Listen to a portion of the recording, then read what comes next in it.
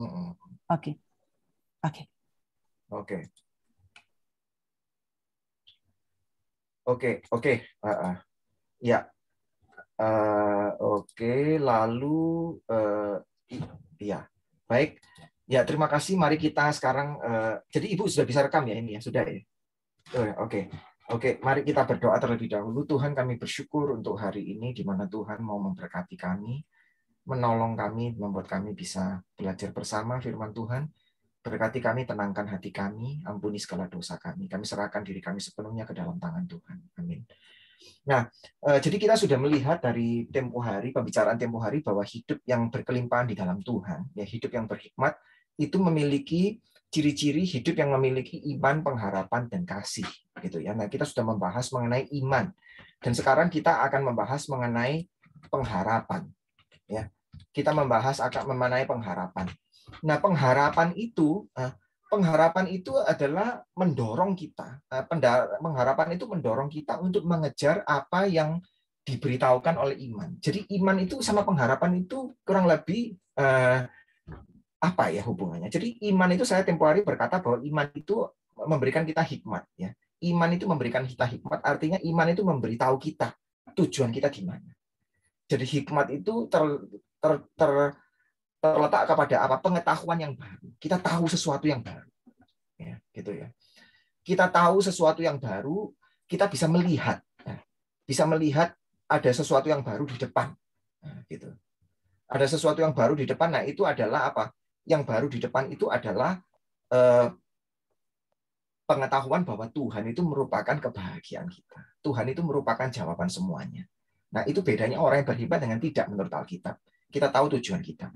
Nah, pengharapan itu adalah kemampuan kita untuk mengejar. Ya, kemampuan kita untuk mengejar tujuan itu. Gitu loh. Kemampuan kita untuk yang diberikan oleh Tuhan untuk terus bertahan untuk mengejar kepada tujuan tersebut.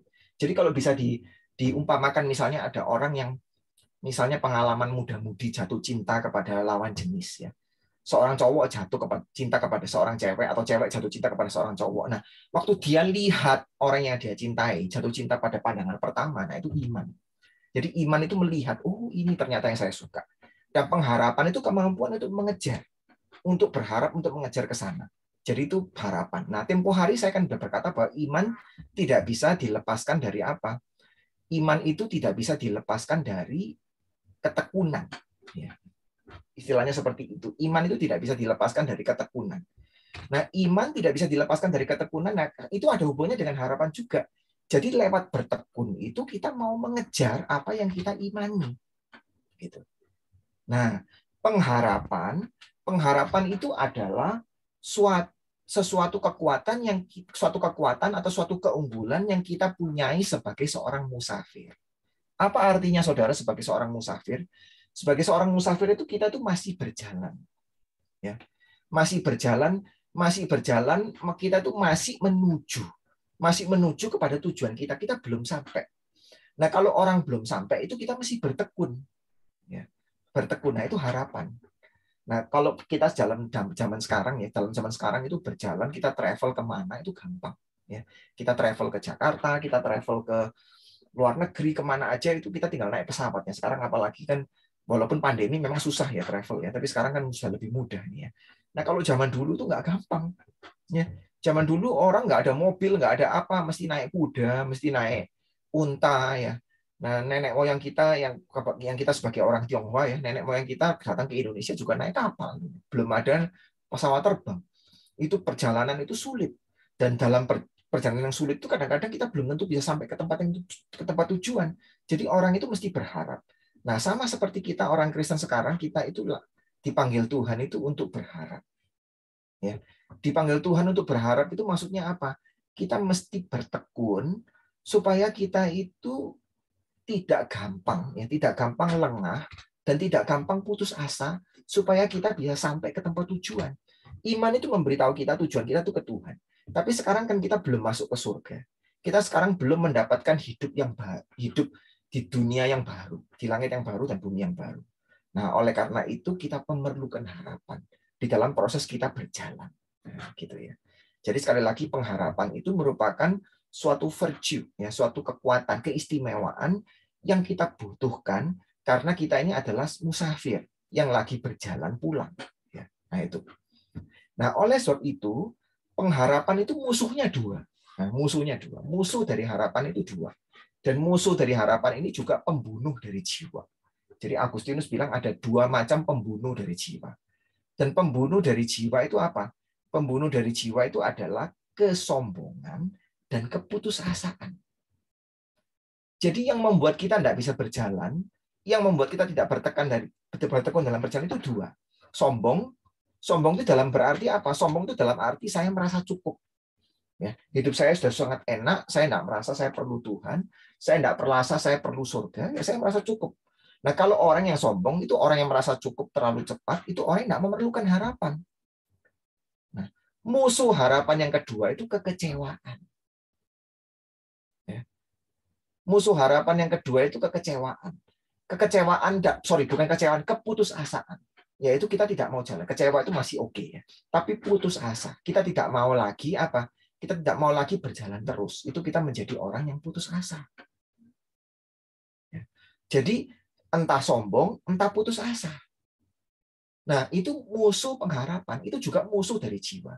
Kita tidak akan bisa bertekun menuju surga kalau kita itu terlalu gampang merasa cukup. Kita tidak gampang, kalau kita tidak bisa juga bertekun menuju surga kalau kita gampang putus asa. Jadi dua-duanya adalah hal yang berbahaya. Ya. Kesombongan membuat kita meninggalkan Tuhan. Karena kita merasa puas dengan hidup kita sendiri. Keputusasaan juga membuat kita meninggalkan Tuhan. Karena kita merasa tidak ada harapan. Nah, supaya kita berharap, kita mesti menjadi orang yang tidak gampang puas dengan keadaan kita sekarang.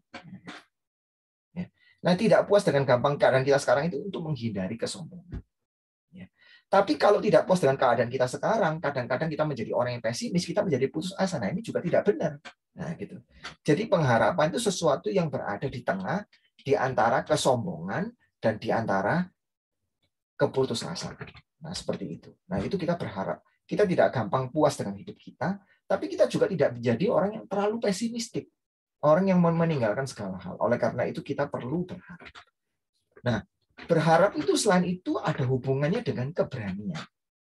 Jadi harapan itu memerlukan keberanian. Memerlukan keberanian terutama pada saat kita mengalami kesesatan. Pada saat kita mengalami kemalangan, itu kita perlu berani. Ya, kita perlu berani. Nah, berani itu artinya di sini apa? Berani itu berarti menghadapi tantangan. Ya, menghadapi tantangan itu kita berani maju terus. Nah, berani jangan dipikirkan bahwa orang yang berani itu adalah orang yang tidak takut. Jadi banyak orang yang berani sebetulnya ada takutnya juga. Jadi banyak prajurit yang berani bertempur untuk negaranya sendiri. Itu mereka juga sebetulnya takut. Ada takutnya juga. Jadi berani itu bukan berarti sama sekali nggak takut. Bukan. Orang yang berani itu adalah orang yang merasa ada sesuatu yang lebih buruk dari yang kita takutkan. Ada sesuatu yang lebih buruk dari yang kita takutkan, dan ada sesuatu yang lebih baik yang membuat kita itu tidak memperhitungkan ketakutan kita. Sekali lagi, orang yang berani itu bukan berarti orang yang tidak punya ketakutan, tapi orang yang berani adalah orang yang berpikir, orang menemukan bahwa ada sesuatu yang lebih buruk dari yang kita takutkan. Bukan cuma ada sesuatu yang lebih buruk dari yang kita takutkan, ada sesuatu yang lebih baik yang membuat kita itu tidak lari dari ketakutan kita.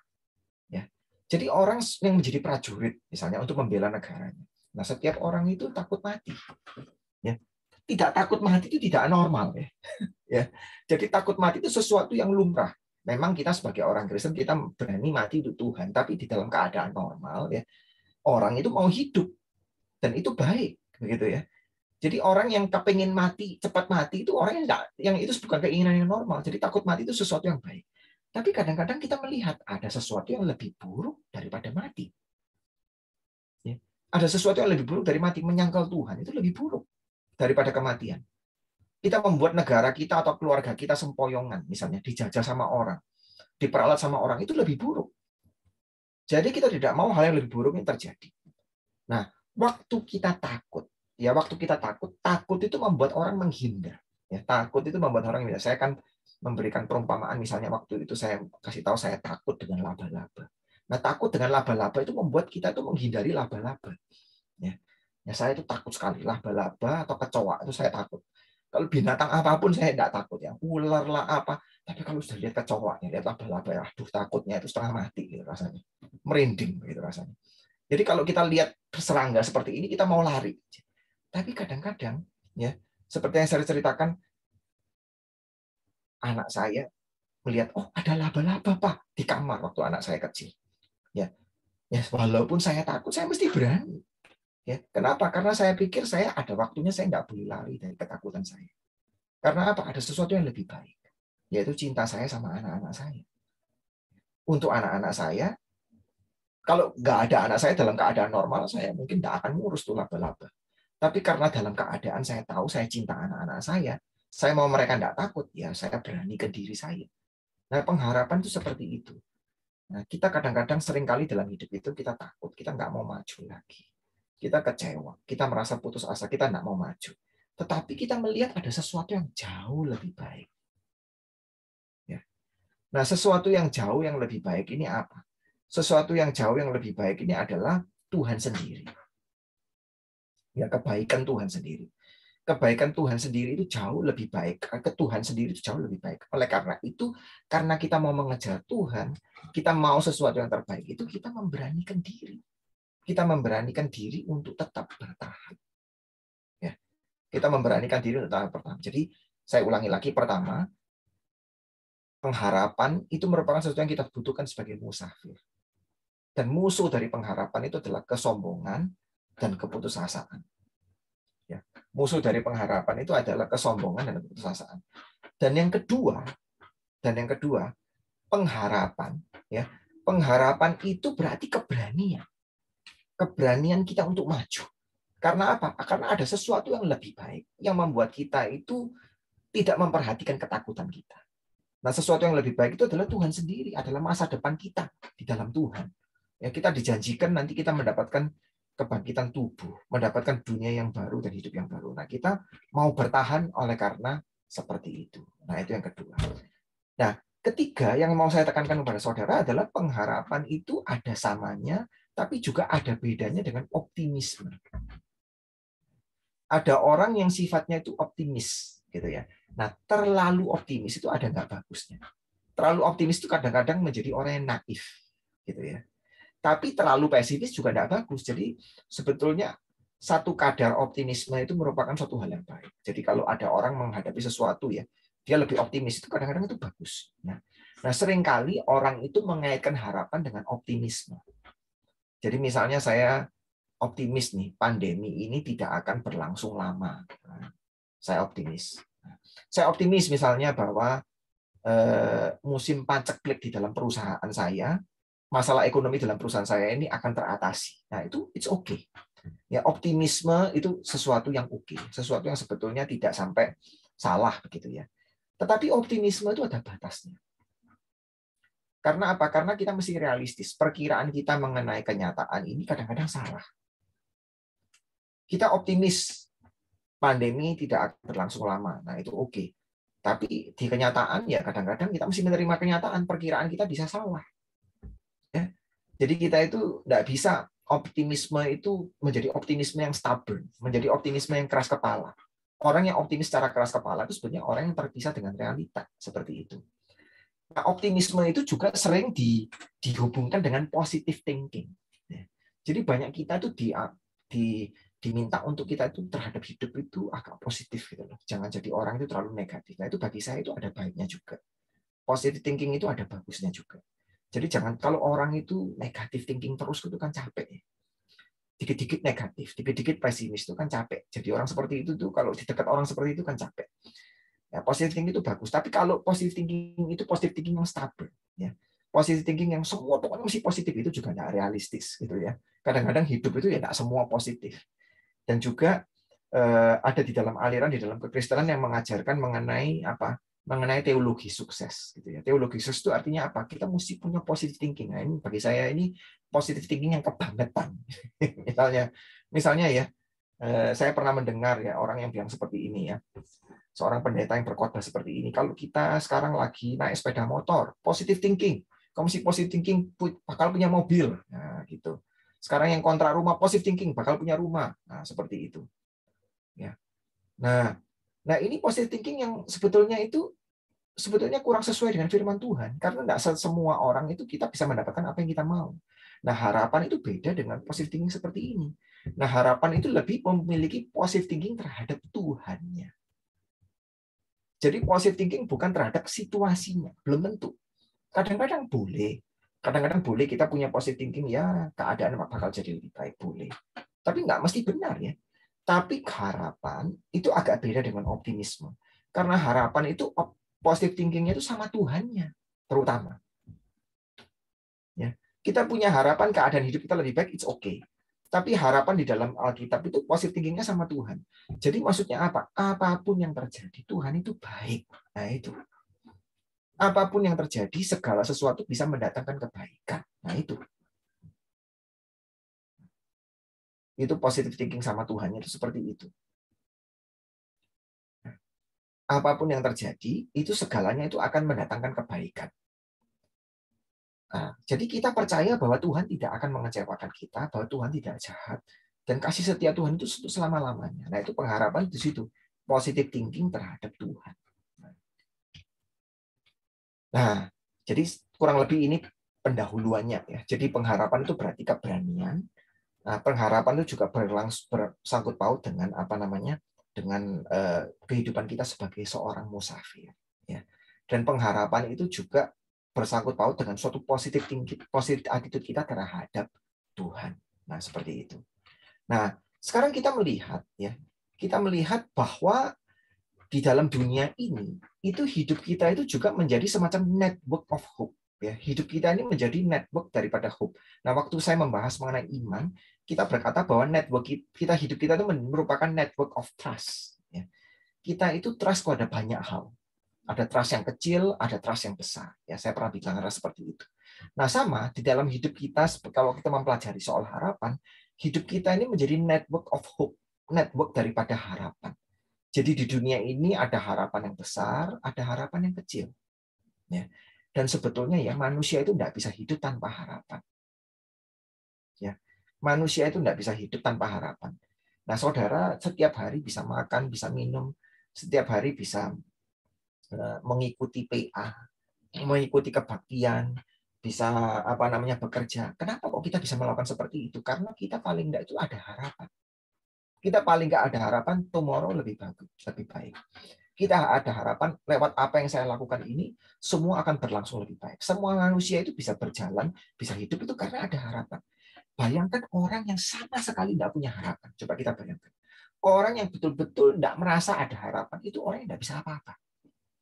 Orang yang betul-betul tidak ada harapan, itu orang yang depresi. Orang yang betul-betul itu merasa putus asa. Nah, kalau saudara dan saya masih bisa punya kekuatan untuk kerja, untuk pelayanan, untuk melakukan banyak hal, itu berarti kita itu masih ada harapan. Begitu. Nah, di dunia ini ya ada harapan kecil dalam hidup kita, itu ada harapan kecil, ada harapan besar. Nah, ini perlu. Sama seperti waktu kita dulu mempelajari iman ya. Ada trust yang kecil, ada trust yang besar. Bersandar kepada hal yang besar. Bersandar kepada hal yang kecil itu jangan terlalu besar kekuatannya. Ibaratnya seperti itu kan, saya dulu bilang seperti itu ya. Nah, sekarang ada harapan yang kecil, ada harapan yang besar. Nah, harapan yang terbesar itu apa? Harapan yang terbesar itu ya Tuhan. Jadi harapan kita yang terbesar itu harapan di mana kita bisa bertemu dengan Tuhan, harapan di mana kita itu bisa mendapatkan kebangkitan tubuh, harapan di mana kita itu bisa menikmati langit yang baru dan bumi yang baru. Nah, itu harapan yang terbesar kita itu bertemu dengan Tuhan, itu harapan yang paling besar. Nah, di luar itu di dalam hidup kita itu banyak macam harapan. Ada harapan yang kecil, ada harapan yang sedang, ya. Ada harapan yang tidak terlalu besar. Tapi tidak ada harapan sebesar ini. Sebesar bahwa kita akan bertemu Tuhan. Bahwa hidup kita nanti akan dipuaskan oleh Tuhan. Kita akan mendapatkan langit yang baru dan bumi yang baru. Itu harapan yang paling besar. Nah, soal harapan gaji saya bakal naik, misalnya. Harapan bahwa saya nanti bakal sehat. Harapan bahwa umur saya bakal panjang. Ini semua harapan yang sebetulnya sifatnya lebih kecil. Ya. Sebetulnya ini merupakan harapan yang sifatnya itu lebih kecil-kecil, begitu. Jadi ada harapan yang kecil, ada harapan yang sedang, ada harapan yang agak besar, tapi semuanya dibandingkan dengan harapan kita bertemu Tuhan, itu sebetulnya lebih kecil. Ya, lebih kecil. Nah, jadi sekali lagi ya, di dalam hidup ini ada network harapan. Ada harapan besar, ada harapan yang kecil. Nah, sekarang saya kasih tahu saudara rumusannya. Ini ya, rumusannya. Rumusannya seperti ini. Yang pertama adalah harapan yang terbesar itu tidak akan mengecewakan. Harapan yang terbesar itu pasti terpenuhi. Sementara harapan-harapan yang kecil ini bisa mengecewakan. Nah, itu yang pertama. Ya. Jadi harapan yang besar, di mana kita itu bisa bertemu Tuhan, di mana Tuhan itu akan memenuhi janjinya. Ya, memenuhi janjinya. Itu tidak akan pernah dikecewakan. Harapan itu pasti terlaksana. Itu kita bisa pasti. Tapi harapan-harapan kecil di dunia ini, termasuk saya gajinya bakal naik, saya berharap umur saya panjang misalnya, saya berharap saya sehat, nah itu belum tentu. Itu belum tentu bisa terpenuhi. Harapan-harapan seperti itu belum tentu bisa terpenuhi. Di dunia ini kita bisa mendapatkan kekecewaan. Ya, tapi harapan kita yang paling besar itu tidak bakal mengecewakan. Ya, itu ya, ingat ya, itu ya. Jadi harapan yang besar tidak bakal mengecewakan, tapi harapan yang kecil itu bisa mengecewakan. Nah, itu yang pertama. Yang kedua, tanpa harapan yang besar, tanpa harapan yang terbesar, harapan-harapan yang kecil ini, tanpa harapan yang besar, harapan-harapan yang kecil ini kelak akan mendatangkan kekecewaan besar. Sekali lagi, tanpa harapan yang besar, harapan-harapan yang kecil ini sekalipun di dunia ini terpenuhi, tetap akan mendatangkan kekecewaan yang besar. Jadi tanpa harapan yang besar, kita gaji bisa naik di dunia ini, kita umur bisa panjang, ya, kita bisa sehat, ya, kita bisa mendapatkan apa yang kita mau, tapi tanpa Tuhan, semua ini kelak hilang dan akan mendatangkan kekecewaan yang besar. Nah itu, repotnya di situ. Nah, jadi orang yang cuma berharap di dunia ini, orang yang memfokuskan hidupnya, ya, orang yang memfokuskan hidupnya cuma di harapan-harapan yang kecil, itu nanti akan mendapatkan kekecewaan yang besar. Sama seperti apa yang dikatakan di dalam firman Tuhan, ada saudagar yang kaya itu, yang seorang petani yang lumbungnya semua dipenuhi, lalu dia bilang, beristirahatlah jiwaku. Tuhan bilang, kamu bodoh ya. Saya sekarang ambil nyawamu malam ini, kamu menikmati apa? Habis semuanya. Ya. Jadi itu akan mendatangkan kepedihan. Betul nggak? Nah, itu yang saya sering katakan itu bedanya hidup. Ya. Hidup itu seperti film. Hidup itu seperti film. Nah, film yang bagus dengan film yang nggak bagus itu bedanya apa? Film yang mengecewakan dan film yang memuaskan itu bedanya apa? Film yang memuaskan itu film yang depannya itu mungkin susah banget ya, banyak kesusahan, tapi terakhirnya apa? Terakhirnya semuanya happy ending. Ya. Ya. Susah sampai lakonnya itu sampai waktu mau terakhir itu masih mau mati, itu masih mau terjepit. Tapi terakhirnya happy ending. Itu enak. Tapi kalau film yang sangat mengecewakan, yang bikin kita itu maki-maki sutradaranya, itu film yang dari pertama semuanya enak, bagus, luar biasa, tapi terakhir semuanya mati konyol. Ya. Waduh, gila lu. Semuanya itu mati konyol. Nah, itu kan mengecewakan. Jadi tanpa harapan besar, tanpa Tuhan, semua yang terjadi di dalam hidup kita itu kita akan kehilangan. Semua yang kita bisa dipuaskan di dunia ini, tapi semua nanti akan hilang. Nah, itu yang kedua. Nah, yang ketiga, ya. Yang ketiga, selama ada harapan yang besar, ya, selama ada harapan yang besar, ya, selama ada harapan yang besar, kekecewaan kecil di dunia ini, ya. Nah, selama ada harapan yang besar, kekecewaan yang kecil di dunia ini kelak akan dipuaskan. Jadi harapan-harapan yang kecil di dunia ini, walaupun kita tidak mendapatkan kepuasannya sekarang, akan dipuaskan. Kelak yang akan datang akan dipuaskan. Jadi pemuasan dari harapan yang besar itu menyangkut juga harapan-harapan yang kecil. Kelak semuanya akan dipuaskan. Walaupun mungkin tidak di dunia ini begitu. Ya. Jadi Alkitab mengatakan kepada kita, dia yang tidak menyayangkan anaknya sendiri. Ya. Dia yang tidak menyayangkan anaknya sendiri, ya. Dia yang tidak menyayangkan anaknya sendiri, bahkan ya menyerahkan anaknya buat kita. Dia akan memberikan yang lain semua buat kita juga. Walaupun belum tentu ada di sekarang. Belum tentu itu diberikan di sekarang, waktu sekarang. Jadi kita di setiap minggu kita membaca pengakuan iman rasuli, kita bilang aku percaya akan kebangkitan tubuh. Kepercayaan kebangkitan daging itu artinya apa? Hidup kita nanti semua akan dipulihkan. Di langit yang baru dan bumi yang baru, kita bukan hanya mendapatkan kebangkitan yang tubuh, tapi kebangkitan tubuh termasuk makanan dan semua hal yang kita senangi di dunia ini, semua akan dipulihkan kepada kita. Tapi mungkin bukan sekarang. Begitu. Nah, sekarang apa yang lebih besar? Nyawa Tuhan sendiri, nyawa Tuhan Yesus sendiri, atau kesenangan kita? Nyawa Tuhan Yesus sendiri atau uang kita? Nyawa Tuhan Yesus sendiri atau kesehatan kita? Jelas Tuhan Yesus itu lebih besar dari semua itu. Nah, kalau yang terbesar sudah diberikan, apalagi yang lain. Ya, seperti itu. Nah, ini filsafat hidupnya orang Kristen. Sekali lagi saya ulangi ya. Selama ada pengharapan yang besar, tidak akan ada kekecewaan yang besar. Harapan yang besar itu tidak akan bisa dikecewakan. Kedua, tanpa ada harapan yang besar, harapan-harapan yang kecil ini nanti akan mendatangkan kekecewaan besar. Ketiga, selama ada harapan yang besar, kekecewaan-kekecewaan kecil di dunia ini nanti akan ditebus. Ditebus sehingga kita tidak akan kecewa. Nah, jadi kita orang Kristen itu memiliki apa? Memiliki pengharapan kita orang Kristen itu sebetulnya ditujukan bukan pada sekarang, pada nanti.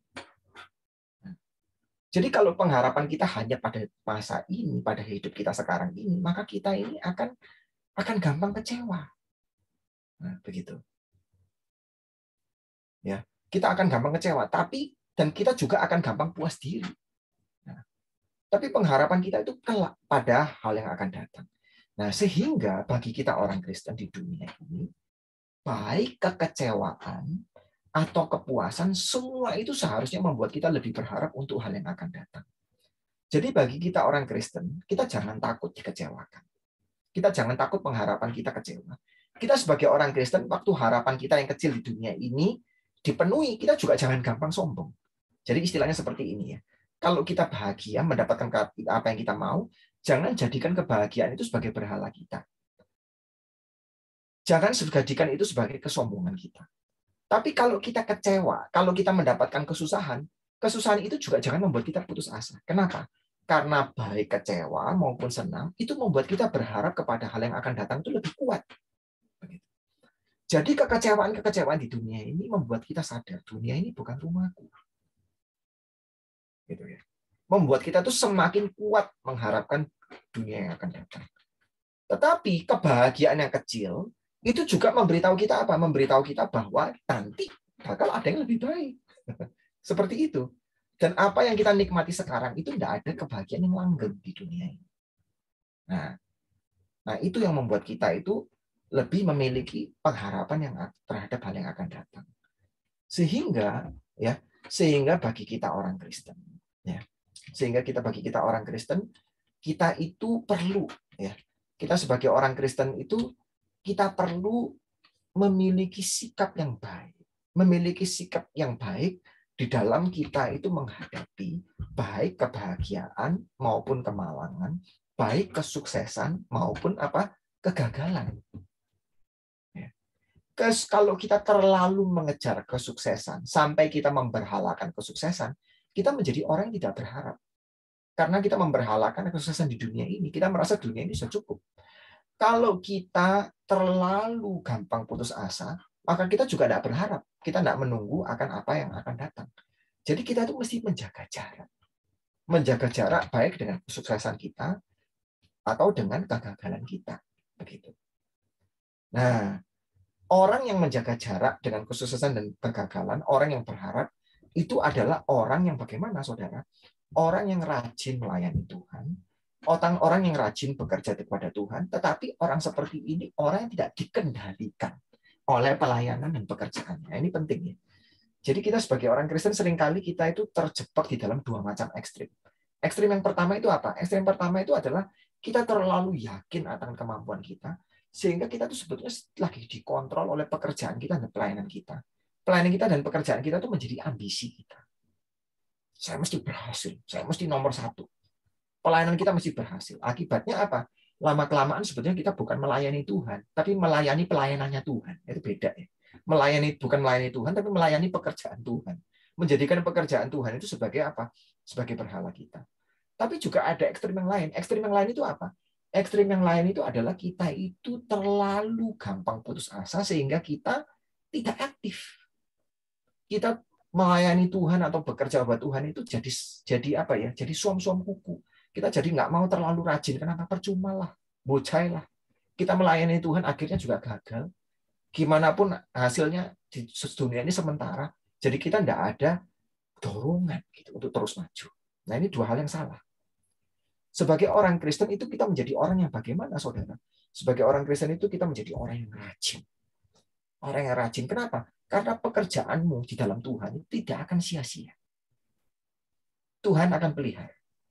Tapi orang yang rajin itu adalah orang yang tidak terikat oleh pekerjaannya. Karena apa? Karena dia tahu selama di dunia ini, tidak ada pelayanan atau pekerjaannya 100% berhasil, itu nggak ada. Pekerjaannya atau kesuksesan yang langgeng untuk kekal selama-lamanya itu tidak ada. Nggak ada. Kita setiap kali mesti mendidik anak kita. Orang Tionghoa aja ya, ada peribahasa apa? Fupu kuo santai. Ya, kekayaan itu tidak bisa bertahan lebih dari 3 generasi. Ya. Jadi kalau generasi berikutnya malas, nggak mau kerja, ya susah. Kekayaan itu nggak bisa langgeng kalau kita nggak rajin. Nah, jadi kita satu pihak itu rajin, tapi kita satu pihak realistis. Ini pekerjaan kita di dunia ini ya, nggak mesti ada 100 keberhasilan 100% dan juga belum tentu langgeng. Tapi kita percaya, seperti Paulus bilang, di dalam 1 Korintus pasal 15, bahwa pekerjaan kita nanti di dalam Tuhan itu tidak akan sia-sia. Kenapa? Ada harinya nanti. Waktu hari penghakiman, di mana pekerjaan kita itu nanti diuji oleh Tuhan. Diuji oleh Tuhan, dan pekerjaan kita yang dilakukan dengan setia, sekalipun itu gagal di dunia ini, pekerjaan itu nanti akan dikembalikan kepada Tuhan, kepada kita. Keberhasilan itu akan dipertahankan Tuhan. Tetapi sebaliknya, kalau kita di dunia ini pekerjaan dan pelayanan kita kelihatannya berhasil, nah Paulus bilang ya di dalam 1 Korintus, ada waktunya nanti waktu diuji Tuhan, pekerjaan kita yang kelihatannya berhasil itu ternyata apa nggak tahan uji, seperti dibakar oleh api. Bagi Tuhan gagal, percuma. Nah, jadi yang penting itu bukan kita itu di dunia ini berhasil atau enggak. Yang paling penting itu kita setia enggak, faithful atau enggak. Nah itu. Waktu kita setia, sekalipun gagal pun, itu pekerjaan kita akan diterima oleh Tuhan dan nanti akan dipulihkan di zaman akhir. Tapi kalau kita tidak setia, kita melayani Tuhan atau bekerja untuk Tuhan sebetulnya untuk diri sendiri. Ya. Nah, jangan kaget. Nanti di akhir zaman ada orang yang kelihatannya sukses pelayanannya, ada orang yang kelihatannya luar biasa pelayanannya, tapi nggak tahan uji. Tuhan bilang kamu gagal. Karena sebetulnya kamu kerja itu kemuliaan dirimu sendiri, bukan saya. Nah, itu malah nggak tahan uji. Nah, jadi kita orang Kristen bisa seperti itu. Karena kita ada harapan. Kita ada, dan harapannya tidak terletak kepada apa? Kepada situasi kita sekarang. Nah, itu. Nah, oleh karena itu yang kita dalam kita berharap itu kita mesti bagaimana, saudara? Nah, kita berharap itu kita mesti menjaga jarak. Kita mesti menjaga jarak dengan baik keberhasilan maupun kegagalan kita. Bukan berarti orang Kristen dalam berhasil itu jangan sampai kita nggak boleh sukacita, bukan, kita boleh gembira, tapi kegembiraan itu jangan menjadi kesombongan. Dan kita berarti bukan juga dalam kegagalan itu kita nggak boleh susah, tapi kesusahan itu jangan menjadi keputusasaan. Nah itu. Nah yang terakhir adalah pengharapan kita itu didasarkan atas kebangkitan Kristus. Jadi mengapa kita bisa berharap? Mengapa kita bisa berharap? Karena Kristus sudah bangkit. Kristus yang mati dan Kristus bangkit. Jadi di dunia ini, satu-satunya kehidupan yang tidak bisa rusak, satu-satunya kehidupan yang bisa menembus kematian itu adalah hidupnya Tuhan Yesus sendiri. Nah, itu hidupnya Tuhan Yesus. Oleh karena itu, kalau kita mau hidup kita punya harapan, itu hidup kita mesti menjadi seperti hidupnya Tuhan Yesus. Nah, hidup yang mengalahkan kematian, hidup yang mengalahkan dosa, hidup yang mengalahkan maut, hidup yang menang. Jadi istilahnya seperti ini ya, saudara. Harapan itu ada sangkut pautnya dengan cerita hidup. Saya mau cerita hidup saya gimana. Nah, berharap itu maksudnya cerita hidup kita itu menjadi cerita hidupnya seperti Tuhan Yesus. Nah, seperti itu. Nah, kenapa kok kita cerita hidup kita itu di luar Tuhan Yesus itu cerita hidup kita itu tidak menghasilkan harapan? Kenapa kok cerita hidup kita itu banyak menghasilkan kekecewaan? Karena cerita hidup kita ini adalah cerita hidupnya Adam. Jadi sebetulnya ya saudara, kalau di Alkitab dibilang di dunia ini walaupun manusia itu banyak, cuma ada 2 cerita. Hidupnya manusia ini cuma ada 2 cerita. Ceritanya Adam atau ceritanya the second Adam. Ceritanya Adam yang kedua atau Tuhan Yesus. Nah, kita semua nasib kita itu cuma ada 2 macam.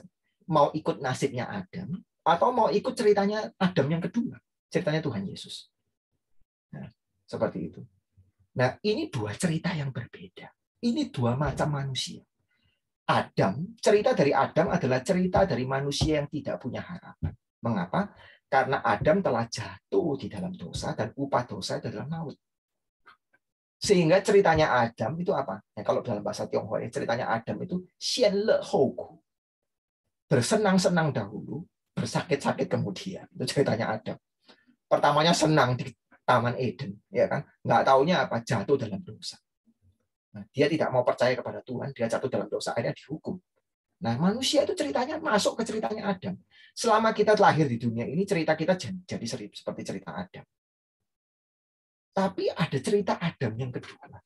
Cerita Adam yang kedua itu Tuhan Yesus. Nah, Tuhan Yesus itu apa? Xian ku hou le. Bersakit-sakit kemudian, bersakit-sakit dahulu, bersenang kemudian. Yesus lahir di dunia ini, dia hidup sebagai orang yang mengalami banyak cobaan, dicobai dalam segala hal di dalam kitab Ibrani. Bahkan dia sampai mati di kayu salib, tapi dia bangkit dari antara orang mati. Jadi mau percaya kepada Tuhan Yesus. Ya, kita waktu memutuskan saya percaya Tuhan Yesus, saya mau menerima Yesus sebagai juru selamat, itu artinya apa? Saudara ganti cerita. Keluar dari ceritanya Adam yang pertama, masuk ke ceritanya Adam yang kedua. Jadi sekarang hidup saudara itu hidup di dalam Kristus. Artinya apa? Cerita hidup saya ini ceritanya Tuhan Yesus. Jadi Tuhan Yesus masuk dulu ke dalam ceritanya hidup manusia. Tuhan Yesus masuk dulu dalam ceritanya hidup manusia dengan cara apa? Tuhan menjadi manusia. Dia menjadi manusia yang sengsara. Dia mesti mengalami kelaparan. Dia mengalami dibenci orang. Dia dicobai dalam segala hal walaupun tidak berdosa. Kita bilang seperti itu. Dan akhirnya dia juga mengalami kematian seperti yang kita alami. Tapi dia menang. Dia bangkit. Nah, karena dia bangkit, dia sekarang bilang ini giliran kita. Kita mau masuk nggak ke dalam cerita dia. Sehingga hidup yang berharap itu adalah hidup seperti Tuhan Yesus. Hidup yang taat kepada kehendak Bapa. Nah, ini cerita yang baik. Masuk ke dalam cerita yang baik. Ya. Jangan sampai hidup kita itu nanti waktu diputar, ya, itu menjadi film yang jelek. Film yang pertamanya kelihatannya enak-enak, sampai terakhir habis semua. Tapi hendaklah hidup kita itu menjadi cerita Kristus yang walaupun di dalam, di mukanya mungkin nggak enak, di tengah-tengahnya banyak masalah. Tapi yang terakhir gimana? Terakhir semuanya bagus. Nah, begitu.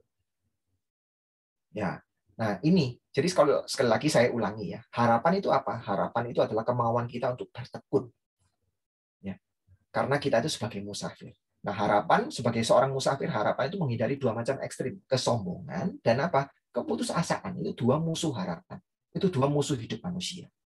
Ya, dan harapan juga memerlukan apa? Keberanian untuk maju terus.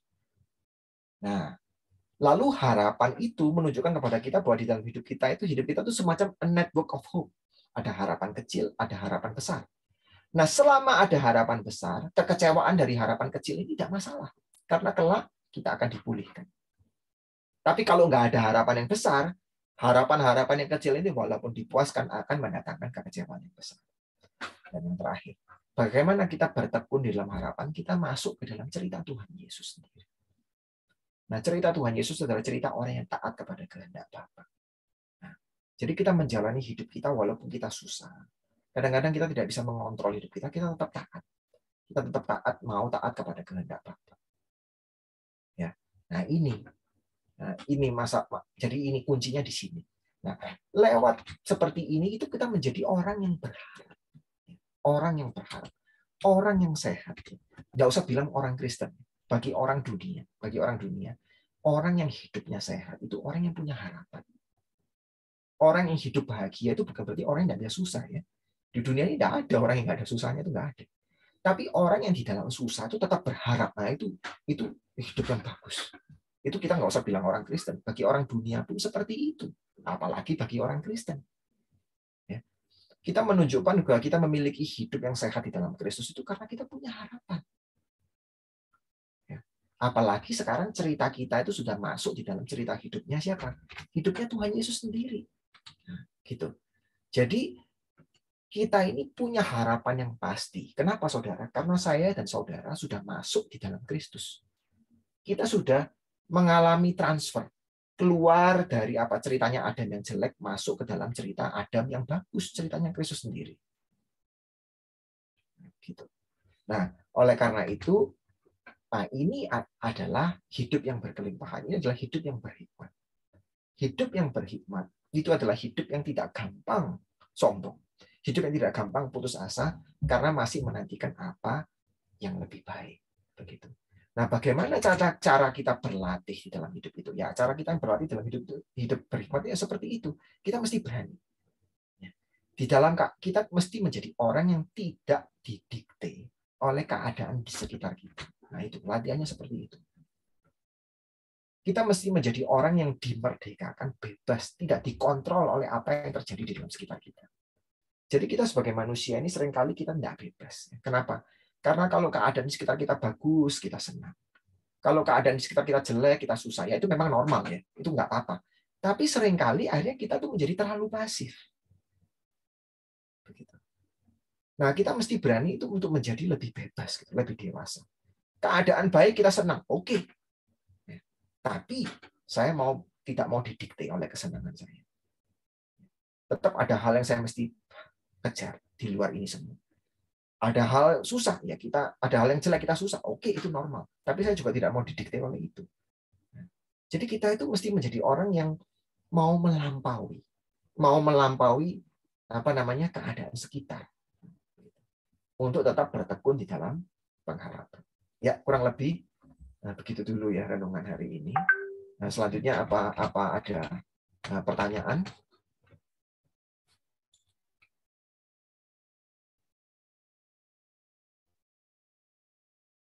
Sus masih mute, Sus.